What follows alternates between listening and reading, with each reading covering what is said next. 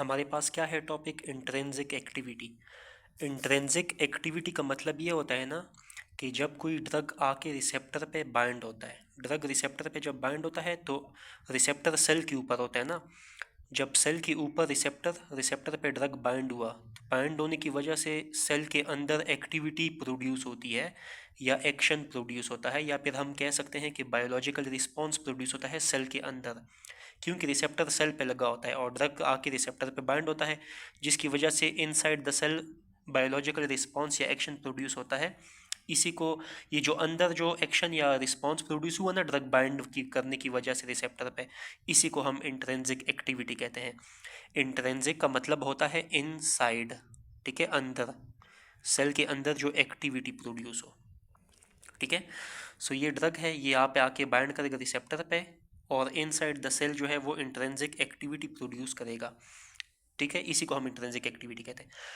अब ये जो इंट्रिंसिक एक्टिविटी होती है ना, ये ज़्यादा होगी या कम होगी, अब ये डिपेंड करता है कंसंट्रेशन ऑफ द ड्रग पे। कितना एगोनिस्ट या कितना ड्रग की कंसंट्रेशन अगर ज़्यादा होगी तो हमारे पास इंट्रिंसिक एक्टिविटी भी ज़्यादा होगी, ठीक है।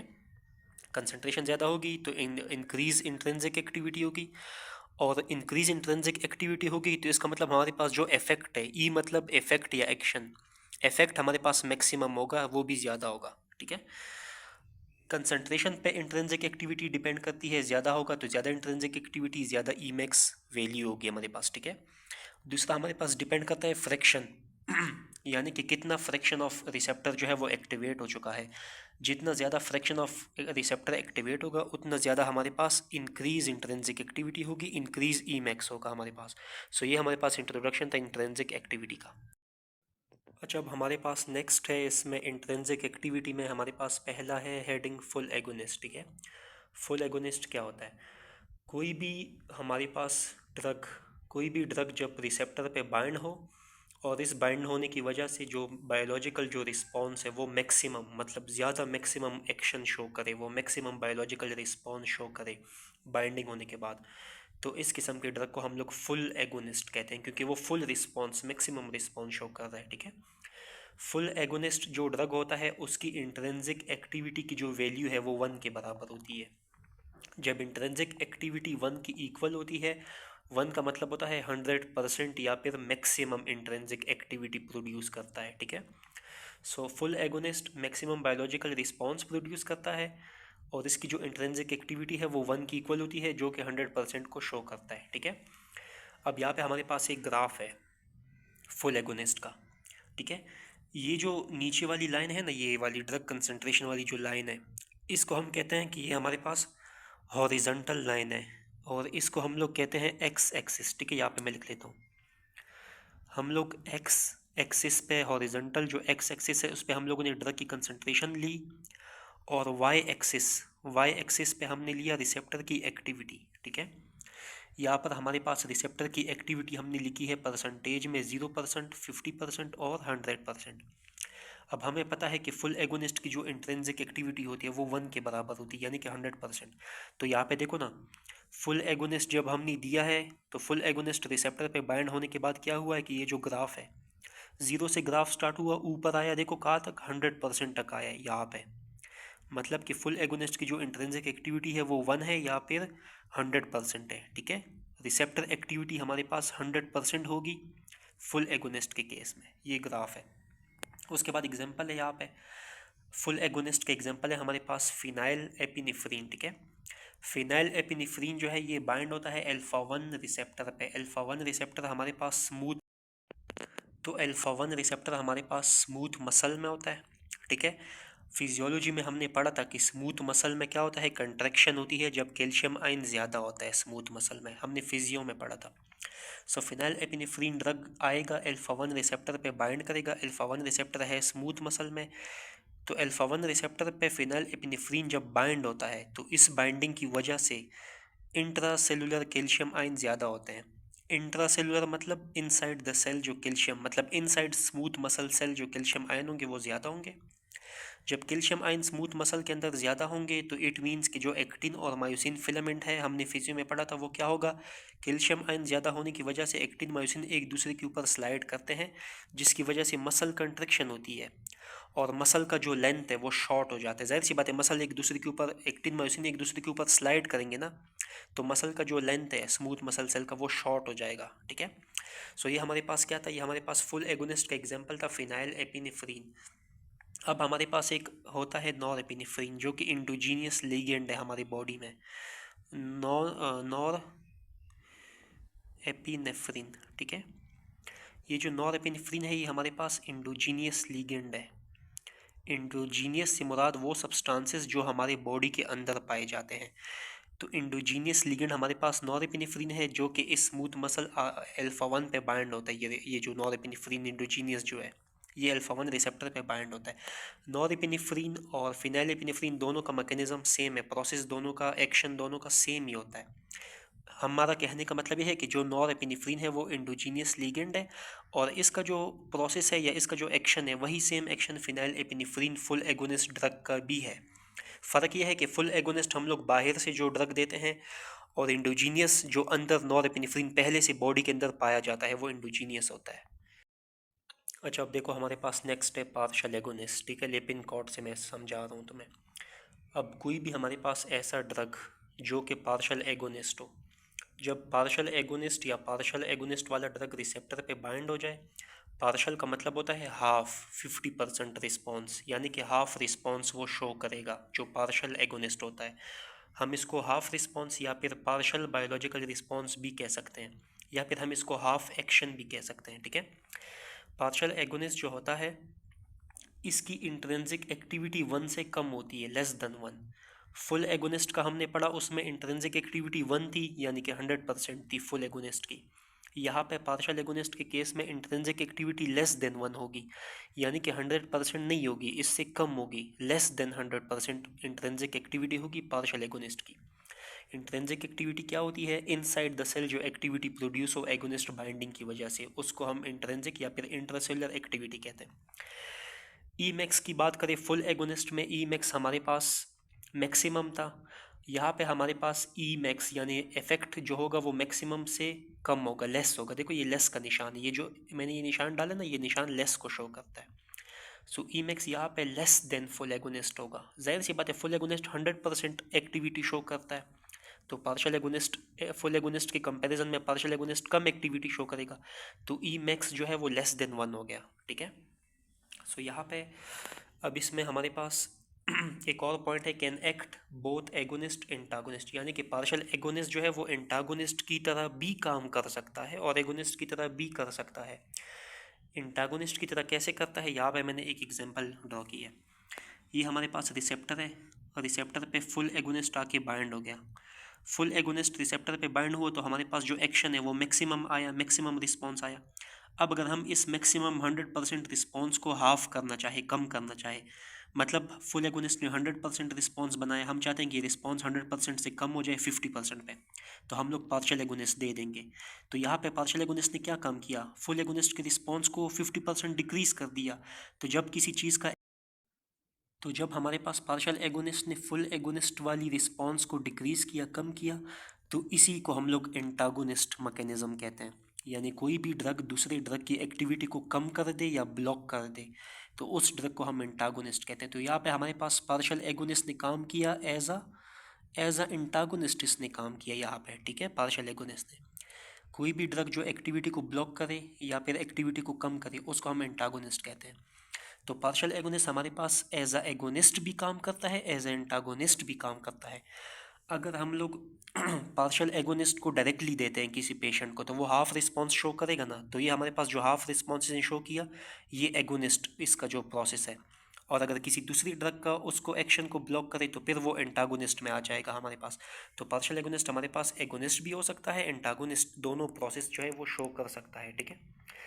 उसके बाद हमारे पास यहाँ पे फुल एगोनिस्ट का हमें पता था कि वो 100% रिसेप्टर एक्टिविटी प्रोड्यूस कराता है, उसकी लाइन देखो 100% तक ऊपर आई है।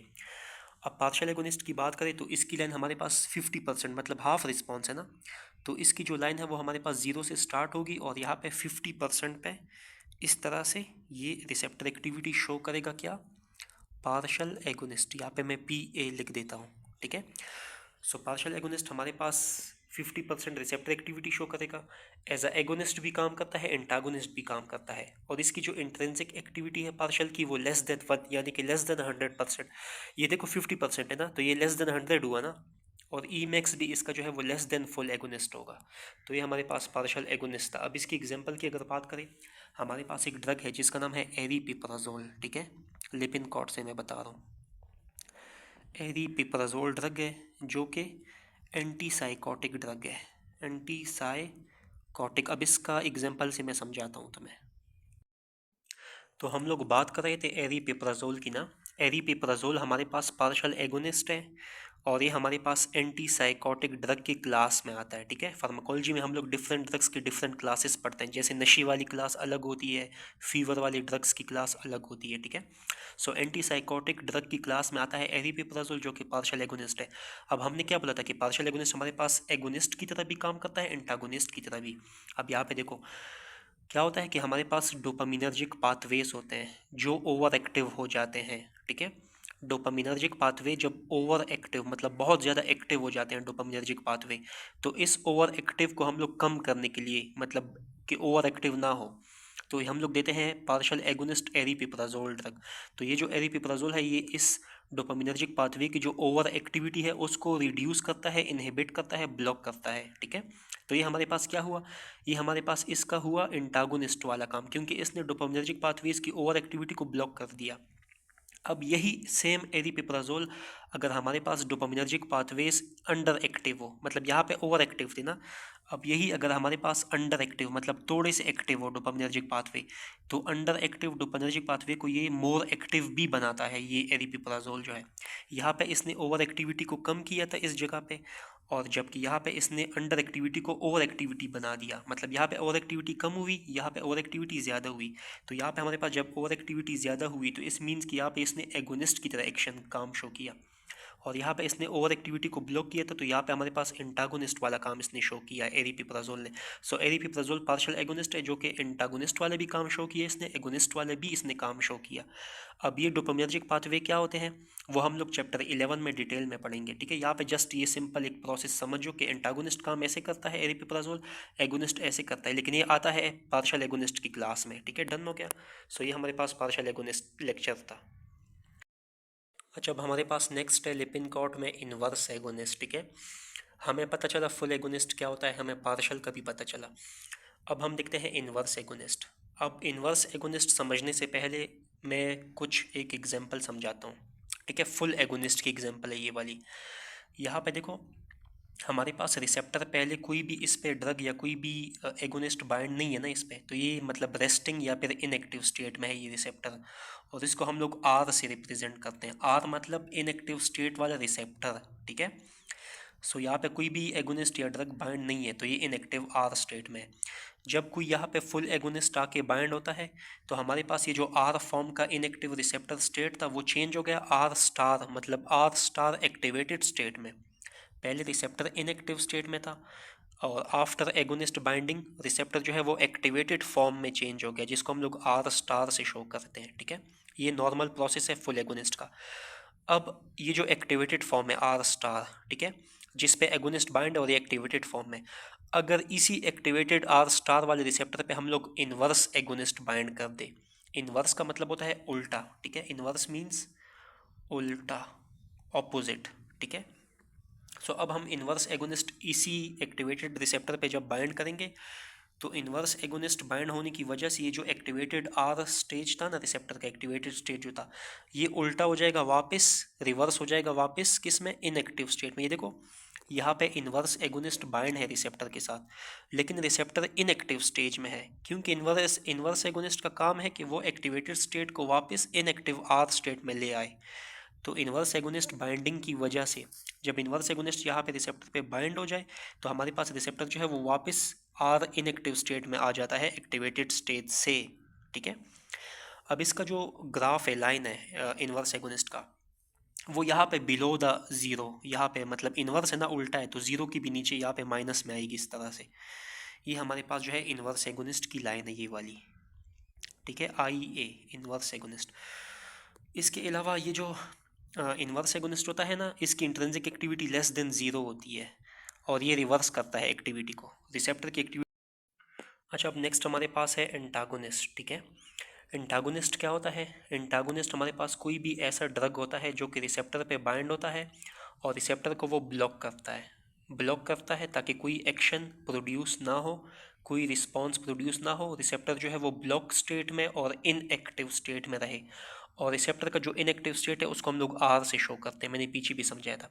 एंटागोनिस्ट रिसेप्टर पे बाइंड होगा जिसकी वजह से रिसेप्टर ब्लॉक हो जाएगा, इनएक्टिव स्टेट में रहेगा, कोई एक्शन प्रोड्यूस नहीं होगा। ठीक है, अब एंटागोनिस्ट काम कब करता है? एंटागोनिस्ट तब काम करेगा जब हमारे पास एगोनिस्ट प्रेजेंट हो। ठीक है, एगोनिस्ट की प्रेजेंस लाजिम है, एगोनिस्ट लाजिम मौजूद होगा तब हमारे पास एंटागोनिस्ट काम करेगा। अगर एगोनिस्ट एब्सेंट है तो हमारे पास एंटागोनिस्ट भी काम नहीं करेगा, क्योंकि एगोनिस्ट का काम होता है कि एगोनिस्ट मुकाबला करता है, एंटागोनिस्ट का काम क्या होता है? एंटागोनिस्ट मुकाबला करता है, कंपटीशन करता है एगोनिस्ट के साथ रिसेप्टर पे बाइंडिंग के लिए। ठीक है, एंटागोनिस्ट और एगोनिस्ट के बीच में मुकाबला होता है। जब एगोनिस्ट ही नहीं होगा तो एंटागोनिस्ट किसके साथ मुकाबला करेगा?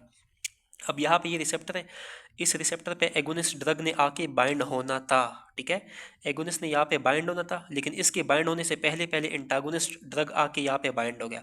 तो एंटागोनिस्ट ने इस रिसेप्टर की जो बाइंडिंग साइट है उसको ब्लॉक कर लिया। तो यहाँ पे आप एगोनिस्ट बेचारा, देखो मैंने क्रॉस डाला हुआ है, तो एगोनिस्ट बेचारा यहाँ पे अभी बाइंड नहीं हो सकेगा ना। सो एगोनिस्ट जब रिसेप्टर पे बाइंड नहीं हो सकता, सो इट मीन्स कि एगोनिस्ट रिसेप्टर को एक्टिवेट नहीं कर सकेगा। जब रिसेप्टर एक्टिवेट नहीं होगा तो एक्शन प्रोड्यूस नहीं होगा। ठीक है, रिसेप्टर को एक्शन शो करने के लिए रिसेप्टर को एक्टिव स्टेट, जो आर स्टार वाला स्टेज मैंने पीछे बताया, एक्टिव स्टेज में आने के लिए एगोनिस्ट का बाइंड होना लाजिम है रिसेप्टर पे, तभी तो एक्शन शो होगा। तो एगोनिस्ट की binding ability with receptor antagonist ने प्रिवेंट कर दी, एंटागोनिस्ट ने इसको प्रिवेंट किया एगोनिस्ट को यहाँ पे बाइंड होने से। तो बाइंडिंग एबिलिटी एगोनिस्ट की प्रिवेंट हुई किसकी वजह से? एंटागोनिस्ट की वजह से, और रिसेप्टर जो है वो ब्लॉक हुआ, इनएक्टिव स्टेट में रहा, नो एक्शन प्रोड्यूस हुआ। ये एंटागोनिस्ट होता है, एंटागोनिस्ट के लिए एगोनिस्ट का होना लाजिम है। अच्छा, अब हमारे पास एंटागोनिस्ट का हमें पता चल गया ना पीछे लेक्चर में। अब हम देखते हैं एंटागोनिस्ट के अंदर पहला हेडिंग है कम्पिटिटिव एंटागोनिस्ट। यानी कम्पिटिटिव एंटागोनिस्ट क्या होता है? नाम से ज़ाहिर है कंपटीशन होगा एगोनिस्ट और एंटागोनिस्ट के बीच में। ठीक है, वही सेम जो मैंने अभी समझाया पिछली वीडियो में, वही सेम प्रोसेस है यहाँ पे भी। ठीक है, फ़र्क सिर्फ ये है कि जो कम्पिटिटिव एंटागोनिज्म होता है, कम्पिटिटिव एंटागोनिज्म रिवर्सिबल होता है। ठीक है, पहली बात कि ये रिवर्सिबल होगा कम्पिटिटिव एंटागोनिज्म, और दूसरी बात इसमें जो बाइंडिंग साइट होगा वो सेम होगा। मतलब रिसेप्टर पे जहाँ पे एगोनिस्ट बाइंड होगा वही सेम बाइंडिंग साइट पे ही इंटागोनिस्ट बाइंड होगा। तो बाइंडिंग साइट कम्पिटिटिव में सेम होता है और ये रिवर्सिबल प्रोसेस होता है कम्पिटिटिव एंटागोनिज्म। रिवर्सिबल कैसे होता है वो मैं समझाता हूँ, यहाँ पे देखो। लेट सपोज इंटागोनिस्ट ने रिसेप्टर को ब्लॉक कर दिया है। ठीक है, अब इंटागोनिस्ट ने रिसेप्टर को ब्लॉक किया है। अगर हम लोग एगोनिस्ट की कंसंट्रेशन को ज़्यादा बढ़ा दें, इंक्रीज़ कर दें एगोनिस्ट की कंसंट्रेशन को, अगर हम लोग कंसंट्रेशन एगोनिस्ट की इंक्रीज़ करेंगे तो इंक्रीज कंसंट्रेशन की वजह से जो एगोनिस्ट है वो एंटागोनिस्ट को डिफीट कर देगा, हरा देगा कंपटीशन में। ठीक है, मतलब हमने एगोनिस्ट की कंसंट्रेशन ज़्यादा बढ़ा दी ताकि वो एंटागोनिस्ट को मुकाबले में डिफीट करे, हरा दे, और एगोनिस्ट जो है वो ज़्यादा कंसंट्रेशन की वजह से बाइंड हो जाए रिसेप्टर पे और रिसेप्टर को एक्टिवेट करे और एक्शन को शो करे। ठीक है, सो यहाँ पे एंटागोनिस्ट बाइंड है ना इस पे। अब हम कहते हैं कि ये रिवर्सिबल है। रिवर्सिबल क्यों है? बिकॉज यहाँ पे एंटागोनिस्ट बाइंड हो गया, रिसेप्टर को इसने ब्लॉक कर दिया। अब इसी को हम अगर रिवर्स करना चाहे तो इसी ब्लॉकिंग को रिवर्स करने के लिए हम लोग एगोनिस्ट की कंसंट्रेशन को इंक्रीज कर देंगे, जिसकी वजह से एगोनिस्ट जो है वो एंटागोनिस्ट को बाइंडिंग साइड से हटा देगा, इसको हरा देगा, और एगोनिस्ट यहाँ पे बाइंड हो जाएगा, जिसकी वजह से रिसेप्टर जो है वो एक्टिवेट हो जाएगा। तो हम इसी वजह से कहते हैं कि ये हमारे पास एक रिवर्सिबल प्रोसेस है। Because of increase concentration agonist, ये एंटागोनिस्ट को हटा देता है बाइंडिंग साइड से वापस। सो ये रिवर्सिबल है और ये सेम बाइंडिंग साइड पे काम करता है। ठीक है, अब एग्जांपल की हम लोग बात करते हैं यहाँ पे, जो कि है टेराजोसिन। टेराजोसिन एक एंटी हाइपरटेंसिव ड्रग है। हाइपरटेंशन का मतलब होता है ब्लड प्रेशर ज़्यादा हो जाना, बीपी ज़्यादा हो तो उसको हम लोग हाइपरटेंशन कहते हैं। हाइपरटेंशन को ठीक करने के लिए हम लोग एंटी हाइपरटेंसिव ड्रग देते हैं। एंटी मतलब एंटी मीन्स खिलाफ काम करने वाला, तो एंटी हाइपरटेंशन ड्रग हम लोग देते हैं, जो कि हमारे पास टेराजोसिन है यहाँ पे इस एग्जाम्पल में। ठीक है, टेराजोसिन जो है ये एंटागोनिस्ट है। किस रिसेप्टर पे एंटागोनिस्ट है? ये अल्फा 1 रिसेप्टर पे। Alpha 1 receptor. अच्छा, अब यहाँ पे एक ज़रूरी बात मैं बता दूँ कम्पिटिटिव एंटागोनिज्म की, वो ये है ना कि हमें पता है, हमने पीछे लेक्चर में पढ़ा था कि नॉरएपिनेफ्रिन जो है, नॉरएपिनेफ्रिन या फिर वो एक ड्रग था फिनाइल एपिनेफ्रिन। ठीक है, दोनों का काम सेम था। नॉरएपिनेफ्रिन इंडोजीनियस था, हमने पढ़ा पीछे लेक्चर में। इंडोजीनियस मतलब बॉडी के अंदर जो सब्सटेंसेस है वो इंडोजीनियस होते हैं। सो इंडोजीनियस सब्सटेंस है हमारे पास नॉरएपिनेफ्रिन, और ये जो नॉरएपिनेफ्रिन है ये अल्फा 1 रिसेप्टर पे एगोनिस्ट की तरह काम करता है, ठीक है। नॉरएपिनेफ्रिन अल्फा 1 रिसेप्टर पे एगोनिस्ट की तरह काम करता है। ये अल्फा 1 पे बाइंड होता है, अल्फा 1 को एक्टिवेट करता है, क्योंकि हमें पता है एगोनिस्ट रिसेप्टर को एक्टिवेट करता है, ठीक है। जब नॉरएपिनेफ्रिन अल्फा 1 पे बाइंड होगा तो जिसकी वजह से क्या होगा, हमें पीछे पढ़ा था कि कंट्रैक्शन होती है अल्फा 1 रिसेप्टर की वजह से, कैल्शियम आयन इंक्रीज हो जाता है, ठीक है। जब कैल्शियम आयन ज़्यादा हो अल्फा 1 रिसेप्टर की वजह से, जब कंट्रैक्शन हो, तो कंट्रैक्शन होने की वजह से जो ब्लड प्रेशर है वो भी ज़्यादा होता है। तो ब्लड प्रेशर जब ज़्यादा होता है इसी को हम लोग हाइपरटेंशन कहते हैं। तो नॉरएपिनेफ्रिन ने अल्फा 1 पे बाइंड हुआ कंट्रैक्शन की, जिसकी वजह से बीपी ज़्यादा हुआ, ठीक है। तो नॉरएपिनेफ्रिन क्या है, एगोनिस्ट है अल्फा 1 रिसेप्टर का, ठीक हो गया। अब इसी कंट्रैक्शन को हम लोग ब्लॉक करेंगे ताकि जो बीपी बनने का ज़्यादा है वो वापस कम हो जाए। जाहिर सी बात है कंट्रैक्शन से ज़्यादा हुआ है तो हम लोग कंट्रैक्शन को ब्लॉक करेंगे ताकि बीपी ज़्यादा ना हो, ठीक है। तो यहाँ पे हमारे पास जो ड्रग है एंटी हाइपरटेंसिव टिराजोसिन, वो हम लोग पेशेंट को देंगे। अब ये जो टिराजोसिन ड्रग है ये क्या करेगा, ये एंटागोनिस्ट अल्फा 1 रिसेप्टर पे। जब ये अल्फा 1 रिसेप्टर पे एंटागोनिस्ट मतलब ब्लॉक करेगा अल्फा 1 रिसेप्टर को, तो जब ये ब्लॉक करेगा अल्फा 1 रिसेप्टर को, तो यहाँ पे देखो लेस ब्लड वेसल कंट्रैक्शन, तो जो कंट्रैक्शन हो रही थी अल्फा 1 की वजह से, नॉरएपिनेफ्रिन की वजह से, वो यहाँ पे कम हो जाएगी। तो जब ब्लड वेसल की कंट्रैक्शन डिक्रीज होगी तो ब्लड वेसल जो है वो रिलैक्स हो जाएंगे ना।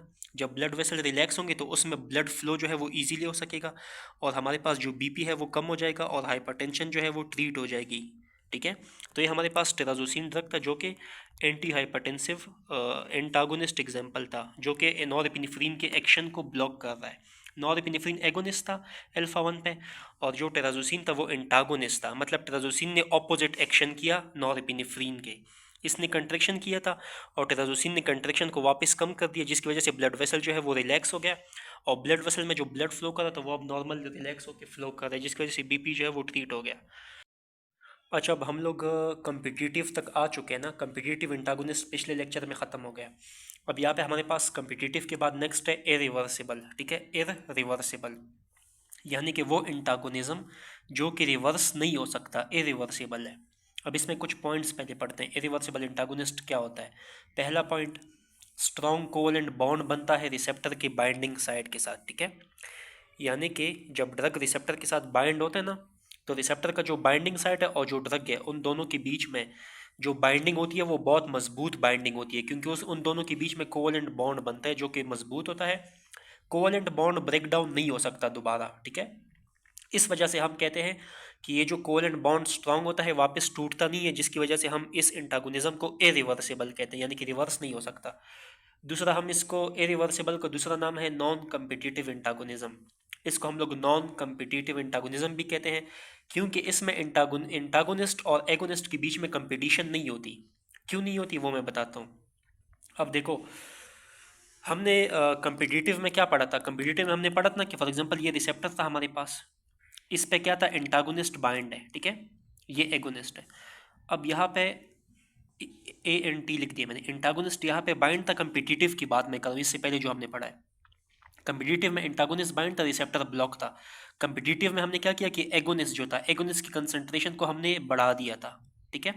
जब इसको हमने कम्पिटिटिव में एगोनिस्ट की कंसंट्रेशन बढ़ा दिया था तो वो इसने एंटागोनिस्ट को बाइंडिंग साइड से हटा दिया था। इस वजह से हम लोग कम्पिटिटिव को रिवर्सिबल कह रहे थे। क्लियर हो गया।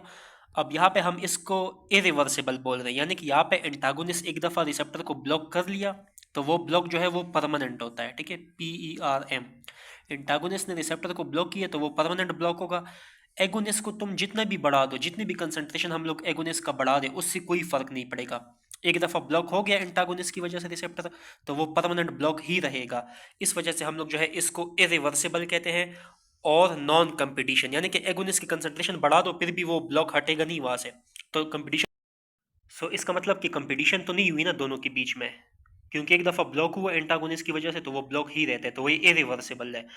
और ये इरिवर्सिबल क्यों है, क्योंकि इसमें स्ट्रॉन्ग कोवलेंट बॉन्ड बनता है रिसेप्टर के बाइंडिंग साइट के बीच में और एंटागोनिस्ट के बीच में, जब वो बाइंड होता है वहाँ पे। तो वो यहाँ पे देखो एंटागोनिस्ट रिसेप्टर के साथ बाइंड है ना, इस एंटागोनिस्ट और रिसेप्टर की बाइंडिंग के बीच में जो बॉन्ड है वो कोवलेंट बॉन्ड है जो कि टूटता नहीं है, ठीक है।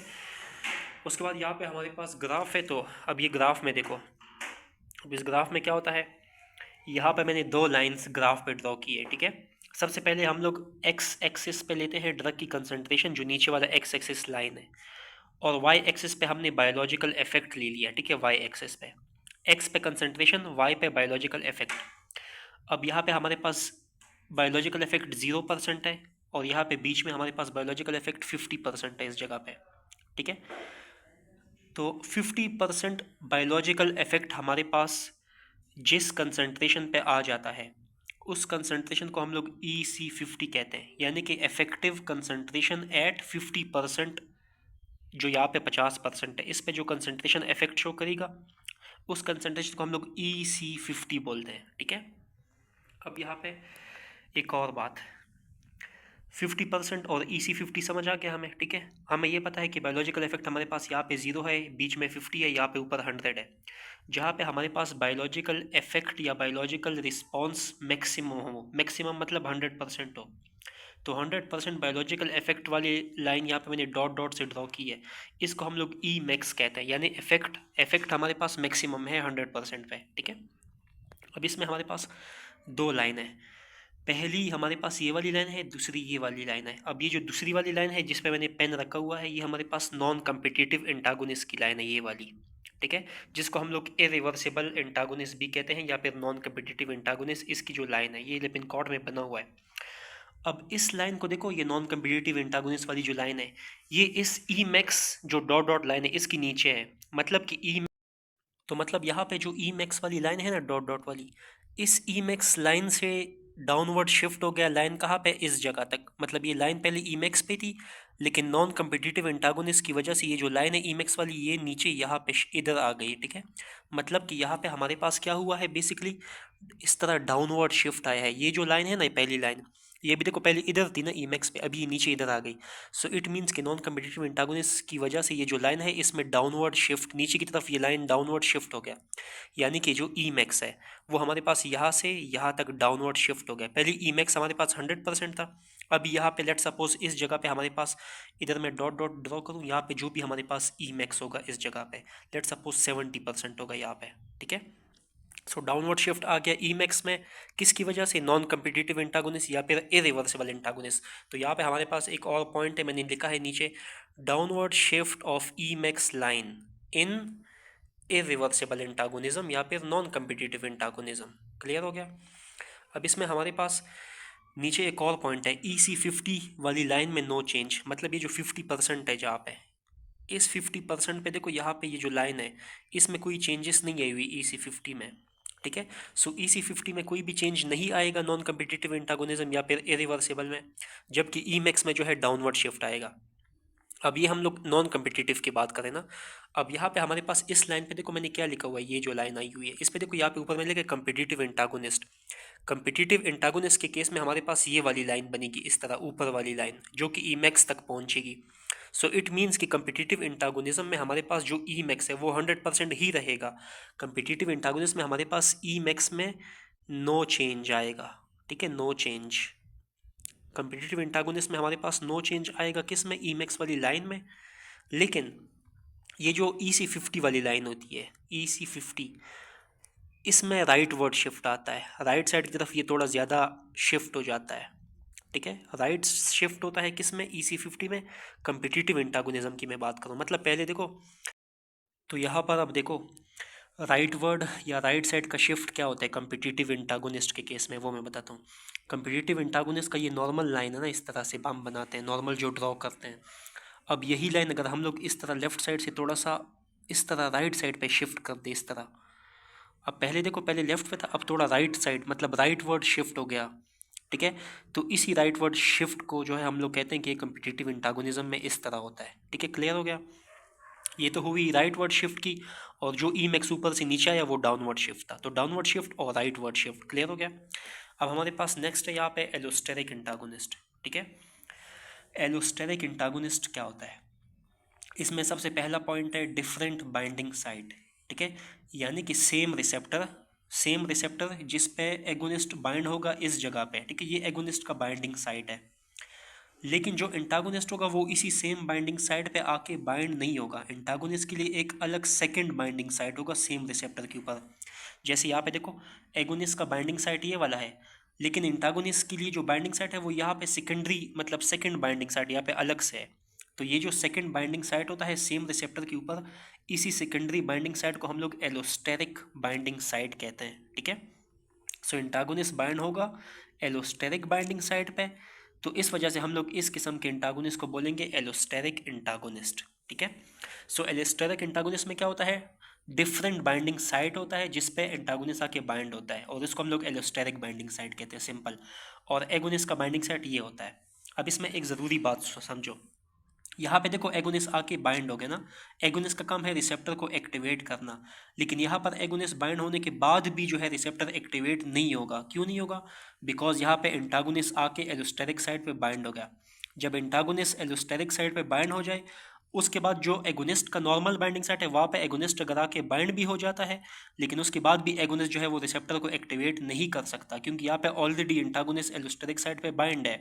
बेशक बाइंडिंग साइट दोनों का अलग अलग है, लेकिन अगर एंटागोनिस्ट यहाँ पे एलोस्टेरिक पे बाइंड हो गया तो फिर एगोनिस्ट आके अगर अपने साइड पे बाइंड हो भी जाए तो फिर भी वो एक्शन शो नहीं कर सकता, ठीक है, बेशक वो वहाँ पे आके बाइंड क्यों ना हो जाए एगोनिस्ट, जब तक एलोस्टेरिक बाइंडिंग साइट मतलब एगोनिस्ट यहाँ पे बाइंड हो। अब इसमें क्या है, एलोस्टेरिक में दूसरा पॉइंट ईमैक्स डाउनवर्ड शिफ्ट होगा, जिस तरह हमारे पास नॉन कम्पिटिटिव इरिवर्सिबल में डाउनवर्ड ईमैक्स लाइन शिफ्ट था, और उसी तरह सेम हमारे पास EC50 में कोई चेंज नहीं आएगा जिस तरह हमारे पास इरिवर्सिबल नॉन कम्पिटिटिव में था। लेकिन यहाँ पे जो EMAX और EC50 है, इन दोनों में जो ऑपोजिट काम था वो हमारे पास कम्पिटिटिव में ऑपोजिट हो रहा था, ठीक है, ये याद रखो। यानी कि एलोस्टेरिक में और नॉन कम्पिटिटिव में सेम हमारे पास EMAX और EC50 का वो चेंजेस होंगे, और कम्पिटिटिव में हमारे पास इन दोनों के ऑपोजिट चेंज होगा, ठीक है। अब यहाँ पे हमारे पास एक रिसेप्टर है, इसको हम कहते हैं गाबा रिसेप्टर, ठीक है। ये मैं एग्जांपल एलोस्टेरिक एंटागोनिस्ट की एग्जांपल है लिपिनकॉट में, वो मैं बता रहा हूँ। सो गाबा रिसेप्टर है जिस पे आके न्यूरोट्रांसमीटर गाबा आके जो है यहाँ पे गाबा रिसेप्टर पे बाइंड होता है। गाबा जब गाबा रिसेप्टर पे बाइंड होगा तो यहाँ पे क्लोराइड आयन इन्फ्लक्स होगा गाबा रिसेप्टर की मदद से, ठीक है, मतलब क्लोराइड आयन जो है वो इनसाइड मूव कर जाएगा सेल के, तो इसको हम क्लोराइड इन्फ्लक्स कहते हैं। देखो, गाबा जब गाबा रिसेप्टर पे बाइंड करता है तो उसकी वजह से जो है क्लोराइड आयन इन्फ्लक्स होगा नीचे, ठीक है। अब इसी क्लोराइड आयन इन्फ्लक्स को ब्लॉक करने के लिए हम लोग जो यहाँ पे देखो, ये बाइंडिंग साइड गाबा का ये वाला है ना यहाँ पे, और जो एलोस्टेरिक साइड है वो यहाँ पे है एंटागोनिस्ट का। तो यहाँ पे एलोस्टेरिक साइड पे हमारे पास जो एंटागोनिस्ट है वो है पिक्रोटॉक्सिन। तो पिक्रोटॉक्सिन जो है वो यहाँ पे देखो एलोस्टेरिक साइड पे आके बाइंड हो गया। इस एलोस्टेरिक साइड पे बाइंडिंग की वजह से, पिक्रोटॉक्सिन की वजह से यहाँ पे अगर गाबा आके बाइंड हो भी जाता है तो फिर भी जो है गाबा क्लोराइड इन्फ्लक्स को नहीं कर सकेगा, ठीक है। यानी कि क्लोराइड इन्फ्लक्स इस पिक्रोटॉक्सिन एलोस्टेरिक एंटागोनिस्ट की वजह से जो है क्लोराइड इन्फ्लक्स जो है वो ब्लॉक हो गया, बेशक गाबा यहाँ पे बाइंड क्यों ना हो जाए, ठीक है। तो ये हमारे पास एग्जाम्पल था पिक्रोटॉक्सिन एलोस्टेरिक एंटागोनिस्ट का। क्लियर हो गया? अब हमारे पास एंटागोनिस्ट की आखिरी टाइप है, आखिरी टॉपिक है, ठीक है। एंटागोनिस्ट वाला इंट्रिंसिक एक्टिविटी वाला टॉपिक ख़त्म हो गया, लास्ट टॉपिक है। अब लास्ट है फंक्शनल एंटागोनिज्म। फंक्शनल एंटागोनिज्म को हम लोग फिजियोलॉजिकल एंटागोनिज्म भी कहते हैं। पहला पॉइंट कि इसको हम लोग फिजियोलॉजिकल एंटागोनिज्म बोलेंगे फंक्शनल को। दूसरा पॉइंट कि हम लोग फंक्शनल एंटागोनिज्म में क्या होता है कि एंटागोनिस्ट जो होता है, antagonist binds to different receptor, मतलब एंटागोनिस्ट जो है वो डिफरेंट रिसेप्टर पे बाइंड करेगा। इससे पहले हमने जो एंटागोनिस्ट की टाइप्स पढ़ी उसमें रिसेप्टर सेम था, एगोनिस्ट भी सेम रिसेप्टर पे बाइंड और एंटागोनिस्ट भी सेम रिसेप्टर पे बाइंड हो रहा था इससे पहली वाली टाइप्स में। लेकिन फंक्शनल एंटागोनिज्म के केस में रिसेप्टर अलग अलग होगा। यानी कि यहाँ पे देखो, फंक्शनल एंटागोनिज्म में रिसेप्टर डिफरेंट कैसे होता है। यहाँ पे देखो, एगोनिस्ट आया, इस रिसेप्टर पे एगोनिस्ट बाइंड हुआ, यहाँ पे एक्शन शो किया। अब इसी एगोनिस्ट बाइंडिंग की वजह से जो एक्शन शो हुआ है, इस एक्शन को ब्लॉक करने के लिए हम लोग किसी डिफरेंट रिसेप्टर पे एंटागोनिस्ट को बाइंड करवाते हैं। यानी कि जिस रिसेप्टर की वजह से एक्शन हुआ है उसके अलावा कोई डिफरेंट रिसेप्टर पे एंटागोनिस्ट आके बाइंड करेगा, लेकिन डिफरेंट रिसेप्टर पे एंटागोनिस्ट जब बाइंड करेगा तो उसकी वजह से इस रिसेप्टर की जो एक्टिविटी है वो भी ब्लॉक होगी। यानी कि रिसेप्टर बेशक डिफरेंट है लेकिन एक्टिविटी इस रिसेप्टर की भी ब्लॉक होगी। तो इसी को हम लोग फंक्शनल एंटागोनिज्म कहते हैं, जिसमें हमारे पास जो रिसेप्टर है एंटागोनिस्ट का रिसेप्टर वो डिफरेंट होता है एगोनिस्ट के रिसेप्टर से। ठीक है। तो यहाँ पे ऑपोजिट एक्शन, यानी कि इस रिसेप्टर का जो एक्शन था वो हमने ऑपोजिट कर दिया या ब्लॉक कर दिया एंटागोनिस्ट की वजह से, by binding to the different receptor. इसको हम लोग फंक्शनल एंटागोनिज्म कहते हैं या फिर फिजियोलॉजिकल एंटागोनिज्म कहते हैं, जिसमें रिसेप्टर अलग अलग होता है, एगोनिस्ट का अलग रिसेप्टर, एंटागोनिस्ट का अलग। लेकिन एगोनिस्ट वाले रिसेप्टर का जो एक्टिविटी है उसको भी हम लोग ब्लॉक ही करते हैं, डिफरेंट रिसेप्टर क्यों ना हो। ओके, अब एग्जाम्पल की बात करते हैं। यहाँ पे हमारे पास देखो हिस्टामीन है, ठीक है। हिस्टामीन क्या करता है, हिस्टामीन हमारे पास H1 रिसेप्टर पे ब्लॉक करता है, सॉरी H1 रिसेप्टर पे बाइंड होता है। हिस्टामीन हमारे पास H1 रिसेप्टर पे आके बाइंड हो जाता है। H1 रिसेप्टर हमारे पास लंग्स में होते हैं, ठीक है। हिस्टामीन लंग्स में H1 रिसेप्टर पे बाइंड होगा, जिसकी वजह से क्या होगा, ब्रोंको कंस्ट्रिक्शन होगी। ब्रोंको कंस्ट्रिक्शन का मतलब होता है यानी हिस्टामिन का H1 रिसेप्टर लंग्स में बाइंड होने की वजह से क्या हुआ कि ब्रोंको कंस्ट्रिक्शन हुई, यानी लंग्स के अंदर जो ब्रोंक्यूल्स होते हैं वो कंट्रैक्ट हो गए, मतलब नैरो हो गए, तंग हो गए, कंट्रैक्ट हो गए जो ब्रोंक्यूल्स है लंग के अंदर। जब लंग्स के अंदर ब्रोंक्यूल्स कंस्ट्रिक्ट होंगे या कंट्रैक्ट होंगे या नैरो होंगे, तंग होंगे, तो जाहिर सी बात है सांस का मसला तो होगा ना, ब्रीथिंग प्रॉब्लम होगी बंदे को फिर। तो इसी ब्रोंक्यूल्स को कंस्ट्रिक्शन या कंट्रैक्शन से बचाने के लिए, ताकि पेशेंट को ब्रीथिंग प्रॉब्लम ना हो, हम लोग फंक्शनल एंटागोनिस्ट देंगे। अब हिस्टामीन के लिए हमारे पास जो फंक्शनल एंटागोनिस्ट होगा वो है एपिनेफ्रीन, ठीक है।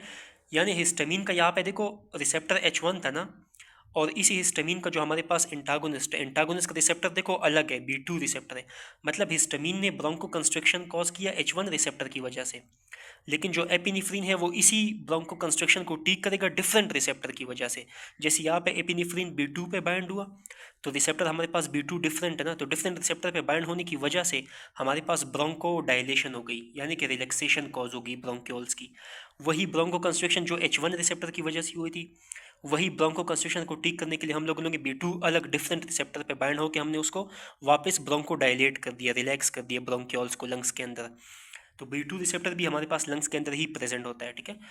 सो रिसेप्टर दोनों का अलग हो गया और काम दोनों का ऑपोजिट हो गया एक दूसरे के, ठीक है। तो यहाँ पे हमने जब ब्रोंक्यूल्स को वापस डायलेट कर दिया, रिलैक्स कर दिया, तो बंदे को जो ब्रीथिंग प्रॉब्लम थी वो वापस ठीक हो गई। जाहिर सी बात है ब्रोंक्यूल्स वापस रिलैक्स होंगे, मतलब पहले इस तरह नैरो थे, अभी रिलैक्स हो के ये इस तरह मतलब ओपन हो गए। तो डायलेट होना मतलब ओपन हो जाना, ठीक है। तो सांस का प्रॉब्लम ठीक हो गया। तो एपिनेफ्रीन एंटागोनिस्ट था हिस्टामीन का, लेकिन रिसेप्टर दोनों का क्या था, ये एगोनिस्ट है ना, हिस्टामीन एगोनिस्ट है H1 रिसेप्टर का, और एपिनेफ्रीन एंटागोनिस्ट है B2 रिसेप्टर का। तो रिसेप्टर एक दूसरे के डिफरेंट है, लेकिन दोनों एक दूसरे के एगोनिस्ट और एंटागोनिस्ट है। तो ये हमारे पास फंक्शनल एंटागोनिज्म है, और इसको हम लोग फिजियोलॉजिकल एंटागोनिज्म भी कहते हैं। इसमें रिसेप्टर हमारे पास डिफरेंट होता है, लेकिन काम हम लोग एक दूसरे के ऑपोजिट काम ही करवाते हैं, बेशक रिसेप्टर डिफरेंट क्यों ना हो। तो ये लास्ट टॉपिक था, इंट्रिंसिक एक्टिविटी ख़त्म हो गई।